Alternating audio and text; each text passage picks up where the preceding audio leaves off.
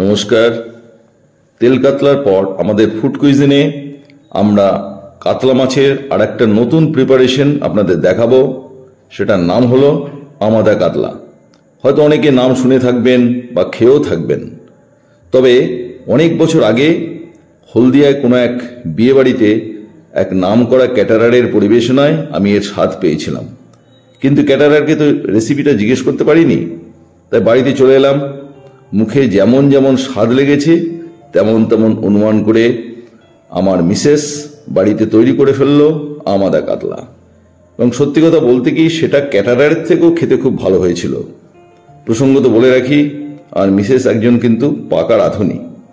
আজ আপনাদের সঙ্গে আমাদের সেই রেসিপিটাই শেয়ার করব।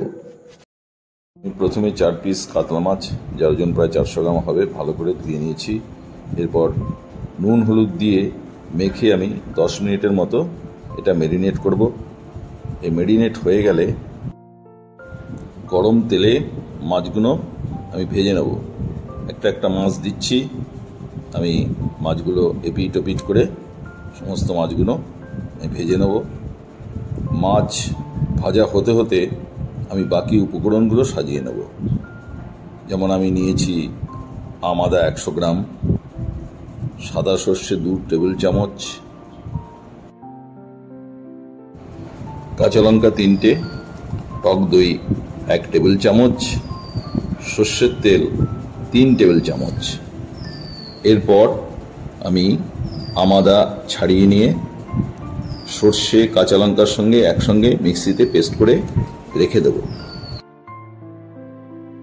এরপর টক দইটা ভালো করে ফেটিয়ে রেখে দিলাম যাতে কোনো দানা দানা না থাকে। ইতিমধ্যে আমাদের মাছ ভাজা হয়ে গেছে, মাছ ভাজাটা পাশে সরিয়ে রেখে দিলাম। এবারে রান্না শুরু হয়। মাছ ভাজার তেলেই রান্নাটা করব। আমাদা সর্ষে কাঁচা লঙ্কা যে পেস্ট করেছিলাম, সেই পেস্টটা আমি এখন এর মধ্যে ঢেলে দিচ্ছি। আর এটা ধুয়ে জলটা আমি এর মধ্যে ঢেলে দিলাম। এটাকে ভালো করে নাড়াচাড়া করে একটু কষিয়ে নেব।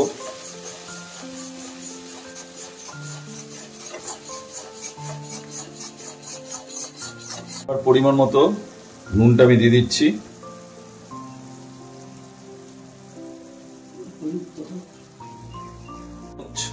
হলুদ গুঁড়ো দিয়ে দিলাম।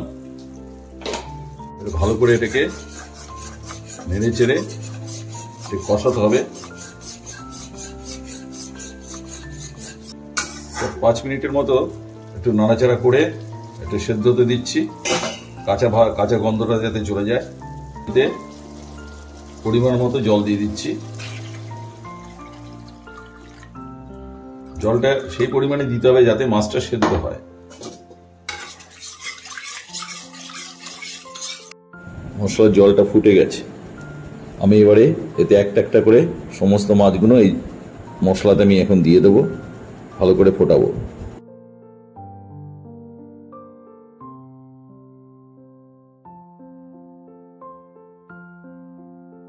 গ্রেভিটা ভালো করে ফুটে গেছে। এবার আগে থেকে ফেটানো টক দইটা আমি এখানে দিয়ে দিলাম। এরপর ওপর একটু কাঁচা তেল দিয়ে দেবো।